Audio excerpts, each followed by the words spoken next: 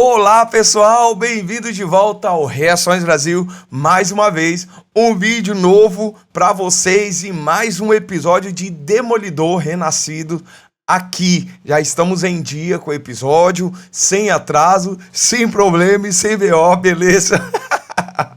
E hoje nós estamos aqui para comentarmos e trocarmos uma ideia sobre o terceiro episódio, que é A Palma da Sua Mão.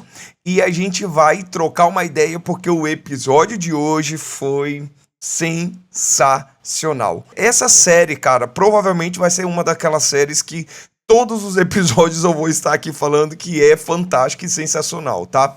E a gente vai estar comentando detalhes do que aconteceu na série. Mas antes, peço para vocês, inscreva-se no canal, curta, comenta, compartilha, deixe nos comentários suas opiniões sobre esta série, sobre este episódio, o que vocês esperam, o que vocês estão achando sobre o Demolidor, aqui, né, versão Disney/Marvel.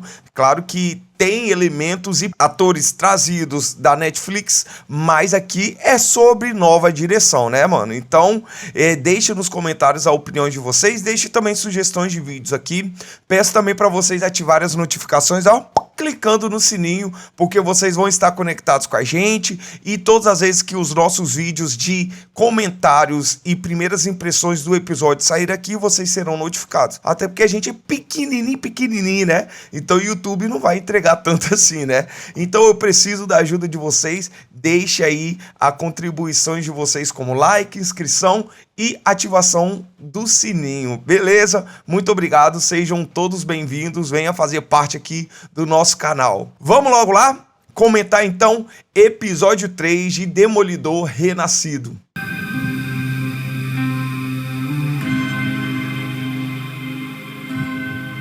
Vamos lá, pessoal, esse episódio começa justamente mostrando um duplo homicídio que aconteceu em um porto, e esse duplo homicídio, na verdade, acontece para nos mostrar que o crime, né, o sistema, o crime organizado está um pouco desorganizado, vamos dizer assim, após, né, a saída do Wilson Fisk deste mundo do crime. A Vanessa, sua esposa, passou a tomar conta, porém ele meio que renuncia de vez o crime. Então os criminosos, eles começam a bater cabeça um no outro. E a Vanessa, a todo momento, ela tá tentando trazer uma ordem sobre essa organização criminosa em Nova York. E a gente vê que acontece esse homicídio e depois a Vanessa, lá na frente do episódio, ela manda o Buck, que é um assessor deles lá, para fazer um acordo financeiro baseado nos crimes cometidos para tentar trazer uma ordem ali para essa organização. É interessante, ele disse que não estava trabalhando para o Fisk, como os criminosos ali acharam, mas na verdade ele estava trabalhando para quem manda. E ele está fazendo referência, obviamente, a Vanessa. Eu não trabalho para o prefeito.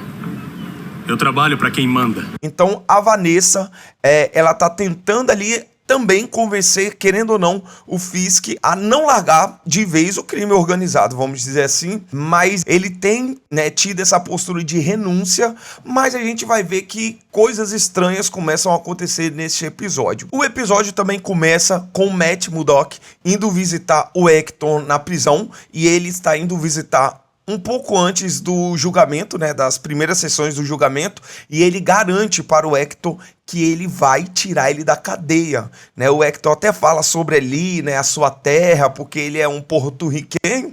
Ele fala da sua terra, dos sapos, das praias, e o Matt garante para ele: você ainda vai voltar a essa praia, você ainda vai reencontrar com sua família, você ainda vai voltar para sua terra, porque você vai sair daqui. É uma promessa que ele fez. Você vai ver aquela praia de novo, Hector, eu prometo. E vai se reunir com a sua família. E a gente vê que, na verdade, este episódio se trata apenas do julgamento do Hector. E isso não tira o mérito, porque não tem tiro, porrada e bomba.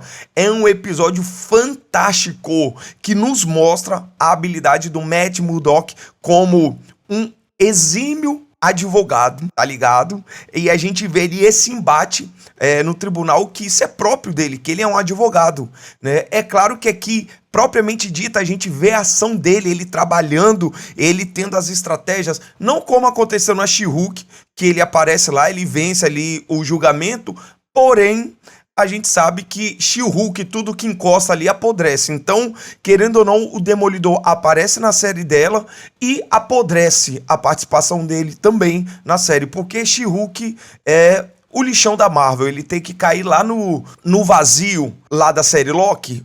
A She-Hulk tem que ir pra lá, mano. Então aqui a gente vê o Matt Murdock de verdade, advogado, trabalhando e tendo estratégias boas, e não como aconteceu em She-Hulk. Matt Murdock está no banheiro lá do tribunal e ele encontra com um policial, né, que esteve no dia em que a morte acidental na luta do Hector com aqueles policiais aconteceram. Ele esteve presente também na invasão da casa do Nick Torres, que é justamente a testemunha e a vítima ao mesmo tempo, que estava sendo espancado por aqueles dois policiais. Foi o mesmo policial que tomou um pau do Matt Murdock lá na casa do Nick Torres. Ele aparece lá para ameaçar o Matt, coitado, né?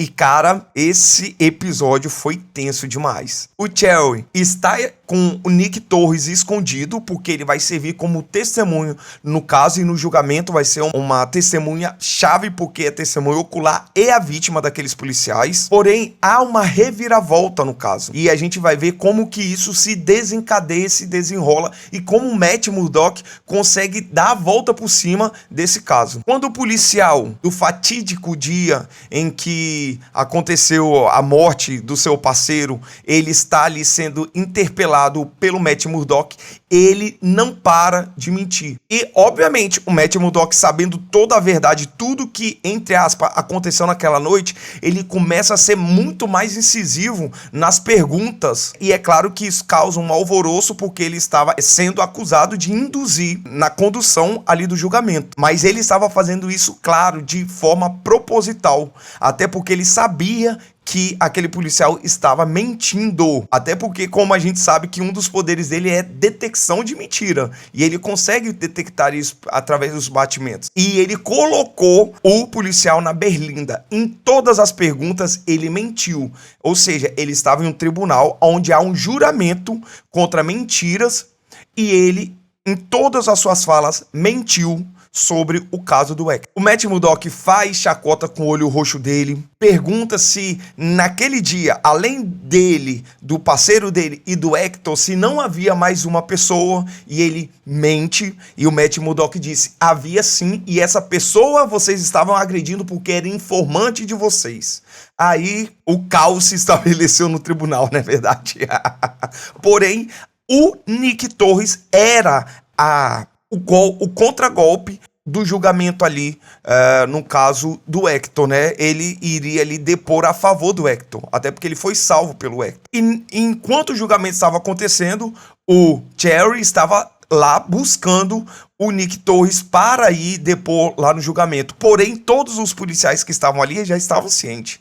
E o Matt Murdock ouve eles cochichando, né? Até porque eles têm aquela tatuagem, engano, aquela tatuagem daquela caveira, né? Que a gente viu até lá na parede dizendo desencadeado, né? Então é uma organização aquilo. Então eles logo vão atrás também de dar um fim no Nick. Porém, de forma gloriosa, o Cherry consegue driblar todas as perseguições que os policiais fizeram a ele para tentar capturar o Nick antes de chegar no tribunal. E eles tomaram um contragolpe do Cherry e o Nick conseguiu, com a ajuda lá de um outro cara lá, chegar no tribunal para depor. E ele chega lá para testemunhar contra os policiais. Então, o Torres é uma pessoa já duvidosa, que tem uma ficha já criminal por tráfico, mas ele disse que teve o seu processo apagado em troca de ser um informante da polícia. E ele dá aquelas desculpas, como sempre todos eles dão, porque ele precisava, porque tinha filho, porque estava passando necessidade, e por isso ele cedeu a isso. Porém, no momento de confirmar, quando o Matt Murdock está fazendo a pergunta para ele, ele recua e diz que tudo não era verdade. E ele diz que nunca esteve ali na estação do metrô, ele estava em casa. Não, Tava em casa a noite toda. Então, a testemunha-chave se torna inútil, né? E o Matt Murdock tira ele como testemunha do caso. E eles precisaram trabalhar para conseguir encontrar uma nova estratégia. A gente vê o Matt Murdock, a Kister, o Jerry ali trabalhando para conseguir uma estratégia para conseguir vencer aquele julgamento, porque seria uma barra pesada. E a gente vai ver o Matt Murdock, cara, apresentando a última carta assim, ou vai ou racha. Qual foi o cheque mate que ele apresentou? Foi algo que ele recorreu para que não acontecesse o quê? A identidade de Tigre Branco do Hector fosse divulgada para não interferir no julgamento. E como ele viu que ele não iria conseguir vencer o caso, ele começa a interpelar o Hector sobre proteção, sobre fazer o que é certo, e ele simplesmente arranca a máscara do Tigre Branco da bolsa.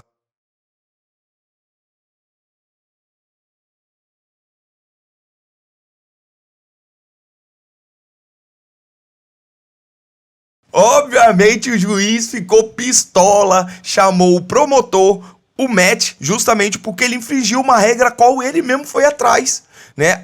Um recurso, ele quebrou o recurso a qual ele foi atrás.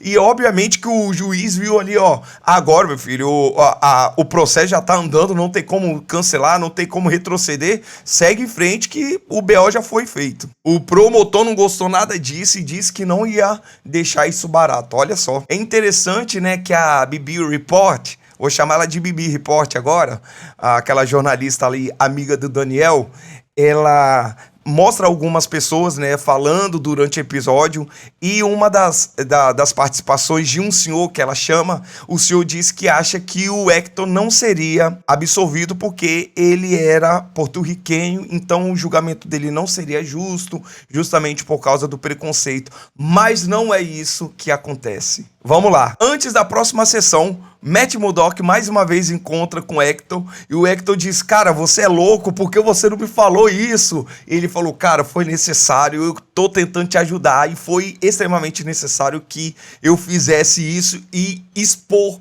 a sua identidade pra galera. E ele disse, olha, só quero dizer uma coisa pra você, quando você sair daqui, você não vai mais poder ser o Tigre Branco.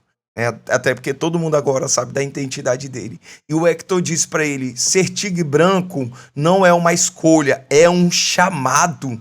Cara, ele recebe aquilo como se fosse um chamado, uma vocação pra vida dele.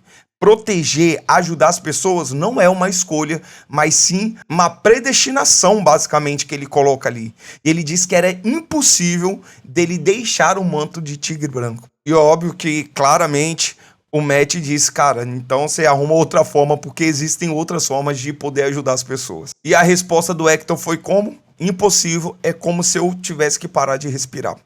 Então, a estratégia do Matt Murdock foi chamar várias testemunhas para testemunhar sobre todas as vezes que elas foram salvas pelo Tigre Branco. E junto com o testemunho dessas pessoas, ele apresentava o boletim de ocorrência redigida pelos policiais que atenderam aqueles casos, para mostrar que tanto o testemunho das testemunhas e o relato dos policiais casavam, e mostrando que o Tigre Branco é uma pessoa que, mesmo mascarado, não tinha intenção de prejudicar ninguém e nem ser contra a polícia, mas sim ser um aliado da justiça. Olha a estratégia que ele teve. Ele não quer se vingar da polícia, ele é um aliado da polícia. E todas as vezes que agora o Matt Murdock pergunta pra ele sobre por que ele fez isso, por que ele fez aquilo, ele dizia só que era porque era a coisa certa a se fazer.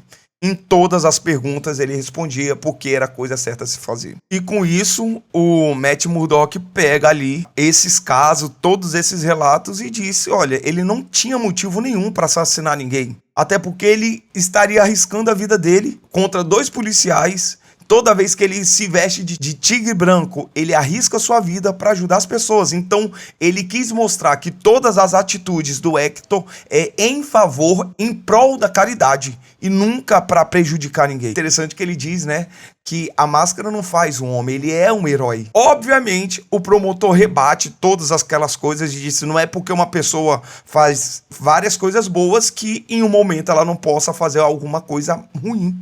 E é claro, é típico de promotor, ele pega ali, né, e coloca todo aquele acontecimento do atropelamento daquele policial e mostra o quanto ele sofreu antes de morrer. Isso é um artifício para tentar sensibilizar o júri. É claro, é o trabalho do promotor fazer isso. Ele disse que se ele fosse herói de verdade, ele não usaria máscara, né? Porque os verdadeiros heróis não usam máscaras. Eita! E antes do último julgamento que receberia o veredito do júri, a gente vê uma cena do Matt Murdock ali no tribunal sozinho, refletindo com o chifre, a qual a Karen deixou para ele. Ele refletindo, né? Agora ele está balançado. Ele se envolveu nesse caso de corpo e alma, literalmente, e isso está reativando dentro dele o desejo e a missão que ele tem de ser um vigilante, de ser alguém que luta. Até porque agora ele tem um rival que é o Wilson Fisk, que tem todo aquele discurso anti-vigilante. Então, ele está cada vez mais balançado em voltar a atuar como Demolidor. No dia do veredito, o júri, em todos os casos, em todas as acusações contra o Hector, ele foi inocentado de todas as suas acusações. E os policiais ali presentes não gostaram nada disso. E sabe quem mais não gostou? O Wilson Fisk. Ele ficou possesso por causa disso. Ele não aceitou, tá? Ele pede pro Daniel chamar a Bibi Repórter lá e diz que isso não vai ficar assim porque ele acredita que o júri errou.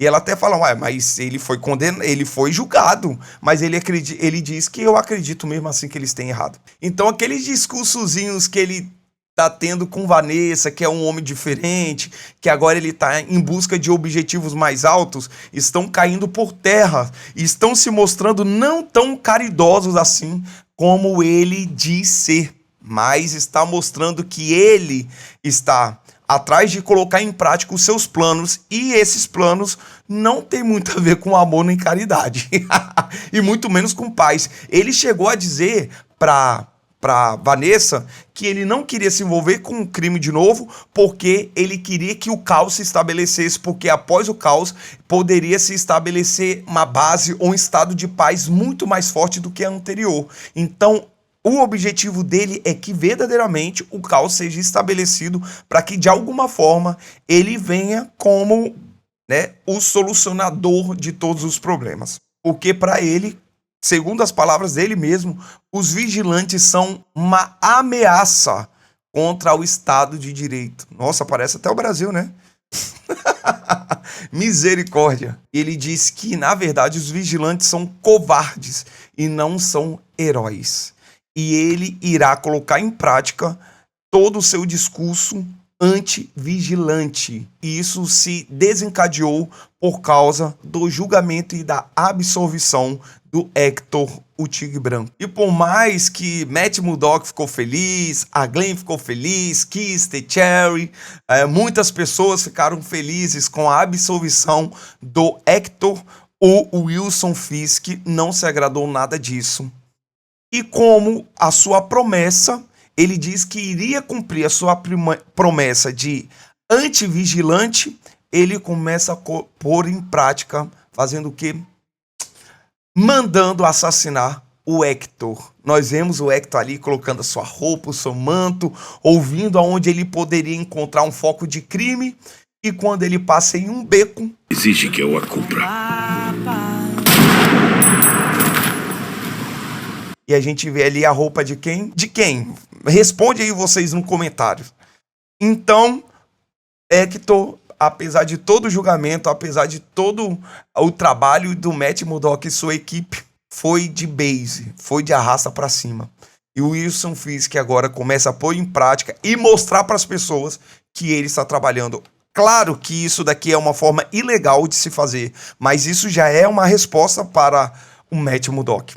E a gente vai ver o que isso vai acontecer e como esse acontecimento da morte do Hector vai ter de reação e desencadear ali em Nova York. Cara, eu fiquei de cara quando isso aconteceu, mano.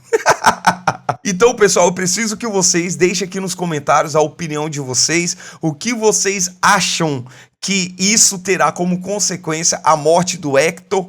Obviamente que isso vai causar um reboliço na cidade e mais um motivo aí para o Matt Murdock não abandonar o manto de Demolidor e voltar ativa. E a guerra contra o Wilson Fisk vai voltar à tona. Vamos lá. E também a gente tem que ver como vai ficar aquele desenrolar lá entre o Wilson Fisk e Vanessa, né? Porque tá uma briga danada aqueles dois. Então é isso, pessoal. Esse foi o episódio de hoje. Eu amei, foi muito irado, muito emocionante. Apesar de não ter ação física, teve uma ação intelectual, a qual nós vemos as habilidades do Matt Murdock como um exímio advogado, e foi fantástico, eu amei demais. Deixa aqui nos comentários a opinião de vocês. Então é isso, pessoal, muito obrigado a todos vocês que acompanharam o vídeo até aqui. Não esqueça de inscrever-se no canal, curtir, comentar, compartilhar, ativa as notificações e tamo junto, beleza? Deus abençoe vocês, a casa de vocês, a família de vocês. Até o próximo episódio e fui!